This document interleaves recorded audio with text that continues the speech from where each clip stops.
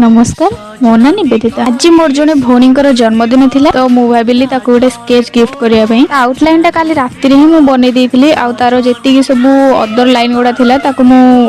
erase कर दोची मु एटा pencil रे स्केच करिवि तो सेति पई मु एचबी पेंसिल ले गोटे बेस लेयर दे दोची स्केच को ब्लेंड करिया पई मु एटी पेपर स्टम्प आ मेकअप ब्रश यूज करची आई ड्राइंग टा मु 6B पेंसिल ले करची काहेना बहुत डार्क थाए डार्क चली थाए 6B पेंसिल आ तापरे जोठी अधिका टिके डेप्थ देखा जाउथला मु सेठी 4B पेंसिल आ टिके कम डेप्थ जो देखा होतला मु सेठी 2B पेंसिल रो यूज करची ओ क्लॉथ पे आपण देखुचंती तारो डिजाइन मु तयारी करची माने मु ही माने निज मन रो ही बनैची